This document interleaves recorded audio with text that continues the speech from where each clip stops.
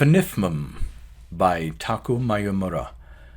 Although I could not find any information to clarify whether or not there exists an original Japanese language publication of this story, which may predate the one from which it is read today, its first English translation appeared in a February 1989 anthology called The Best Japanese Science Fiction Stories, which may indeed be its first time published anywhere. The translation is by Katsumi Shindo and Grania Davis.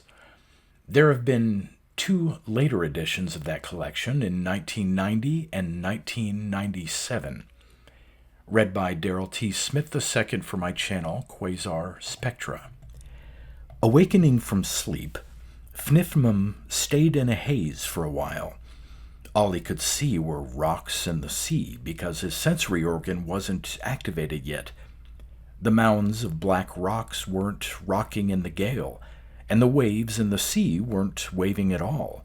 He could see some white wave crests offshore where the wind must be especially strong, but they were motionless too. There was no keening of the wind. It was a soundless world. This was natural because his sensory organ was closed, so he couldn't perceive any movement. His sensory organs seemed to move unconsciously to this monotonous time point while he was sleeping. Recovering control, FNIFMUM moved his awakening sensory organ toward the past end of his body.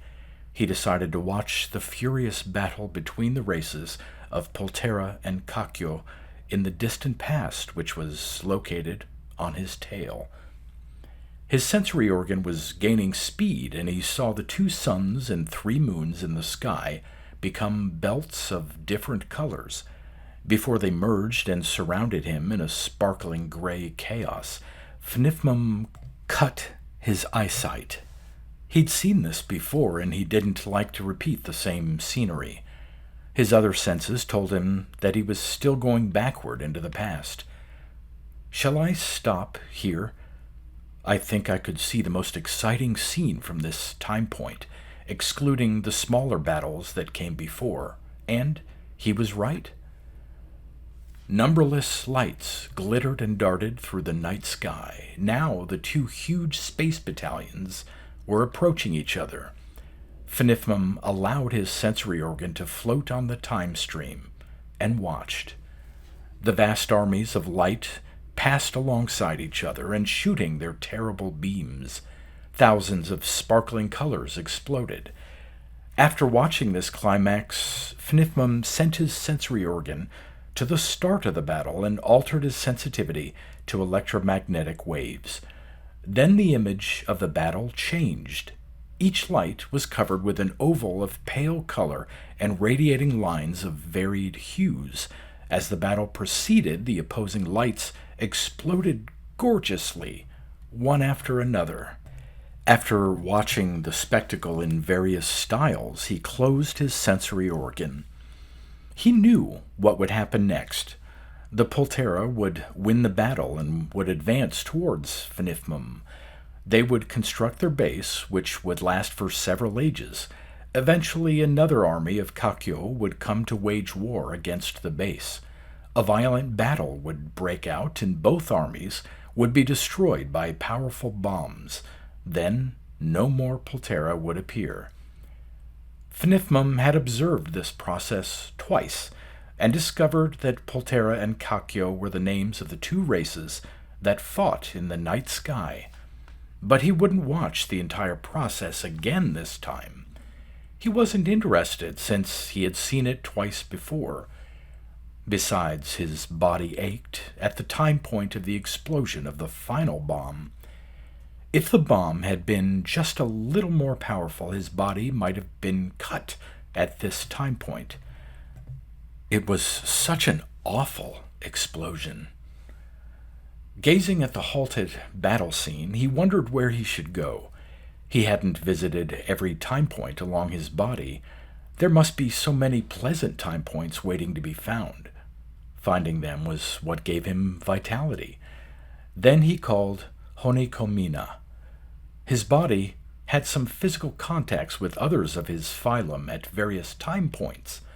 When his sensory organ contacted another and found it congenial, they exchanged genes stored in their sensory organs through the surface of their bodies.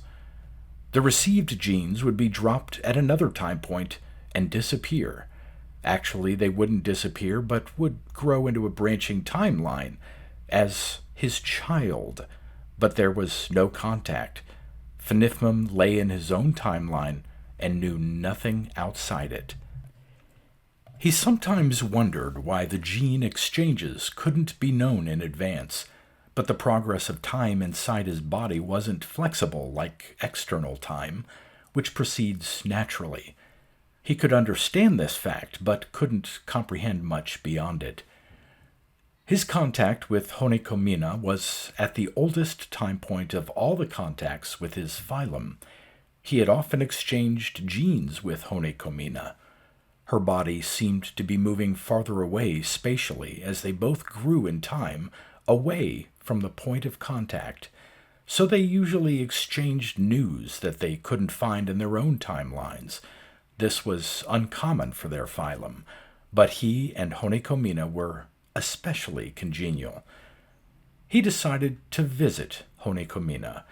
If Honekomina's sensory organ wasn't there, he would wait a while for it. He sent his sensory organ from the sky battle of the two races to the far past. He was confused when his sensory organ reached the end of his tail. He couldn't find the contact point with Honekomina. His sensory organ couldn't reach far enough into the past to make contact. This meant one thing certain for FNIFMUM. He had grown past the time point. He had been growing from the time he had been conscious of himself. First, he was just a little boy of 5 to 10 years. Now he was 2,000 years long. The growth didn't occur at both ends of his body.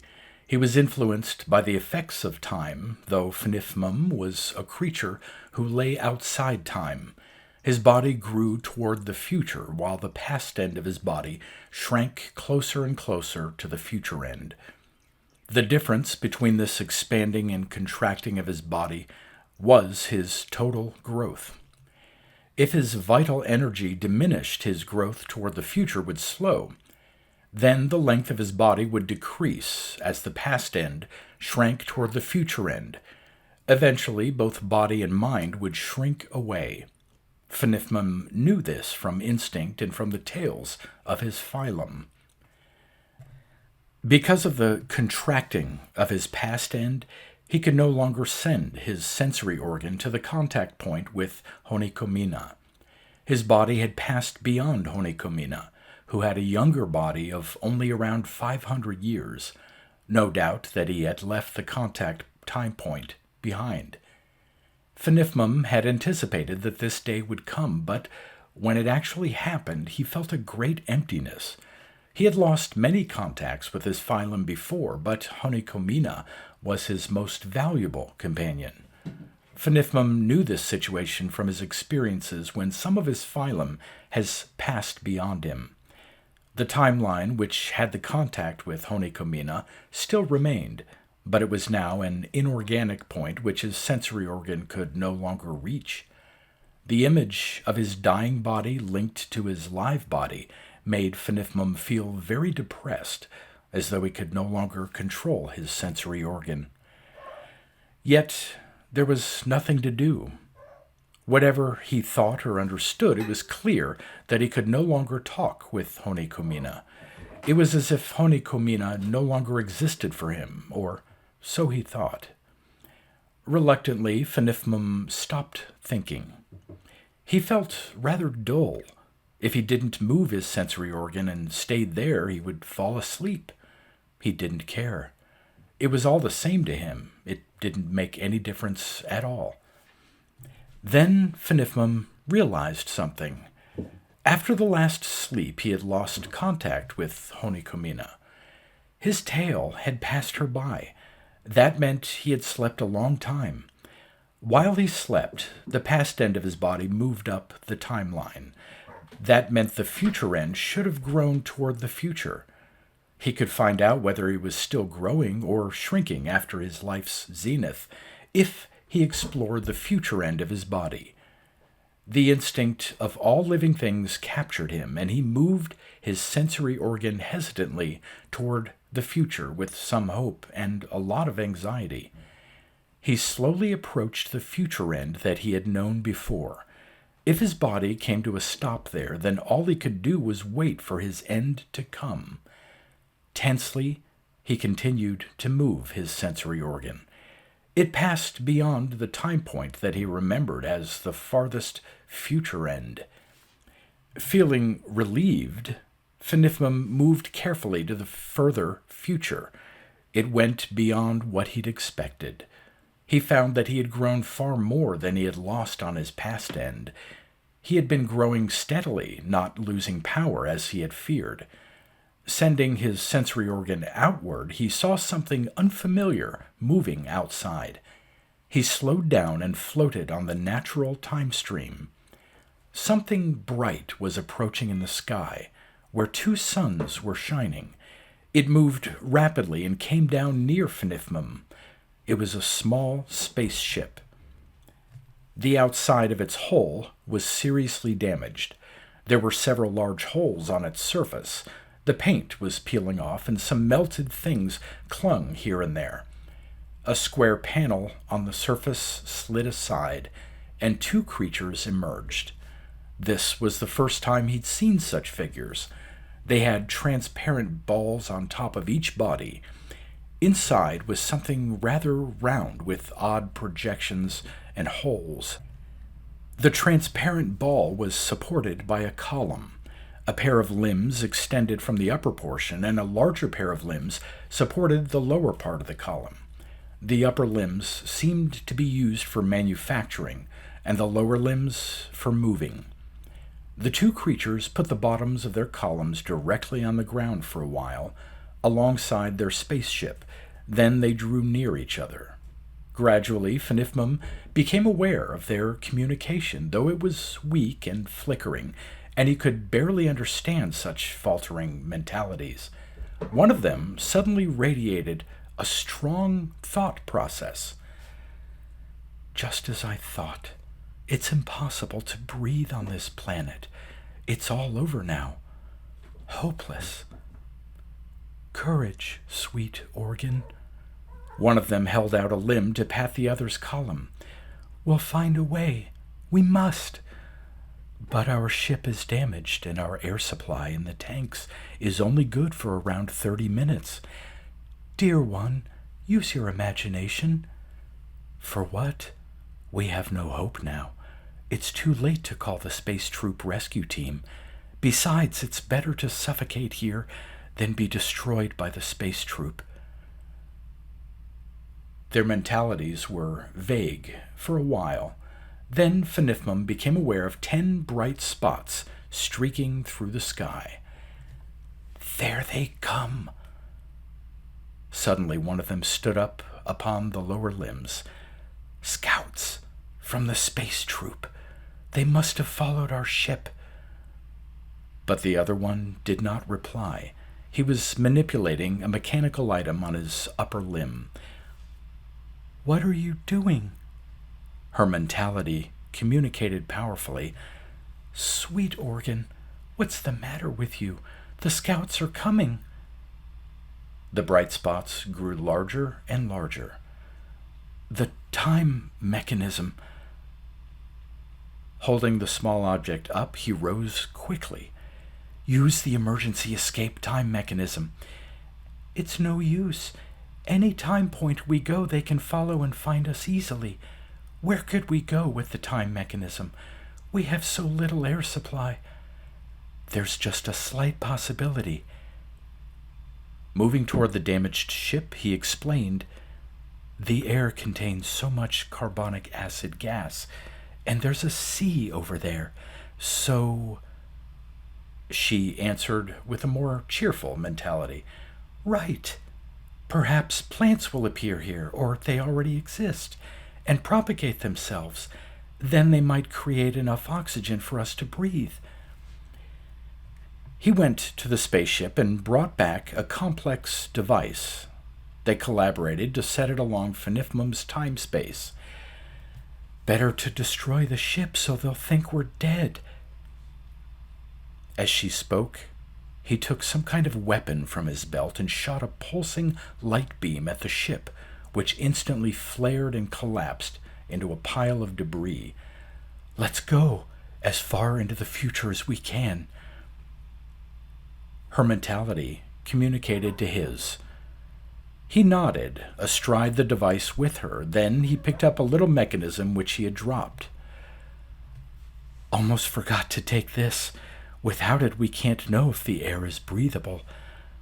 Her mentality communicated to his with soft warmth. FNIFMUM watched them communicate by touching and embracing delicately. "There are only the two of us," she thought. He held her with his upper limbs. "We're together whether we live or die." They turned a switch to start the device and wrote upon it together. "To the farthest future we can go." Then FNIFMUM discovered that they lay within the same time stream that he did. They were inside his own timeline, alongside his body. He experienced a novel, sympathetic feeling. This made a strong impression on FNIFMUM. He couldn't tell whether the feeling came from the new empathetic emotion or from watching the two creatures embracing each other. It didn't matter. He was captivated by the good feeling, which was different from the one he felt when he exchanged genes with Honikomina. He wanted to know how they would be, so he sent his sensory organ into the future, faster than the speed of natural time stream. But at last he had to stop. Though they lay alongside him, farther into the future, he couldn't move his sensory organ beyond the future end of his body. There was nothing he could do. To grow, FNIFMUM thought. If he grew, he could see them in the future. He must keep growing until he found out how they would be. Fortunately, he's still growing. Perhaps he can grow far enough into the future to reach them. All he can do is wait. He must wait patiently. FNIFMUM moved his sensory organ and observed the scene with the two creatures one more time.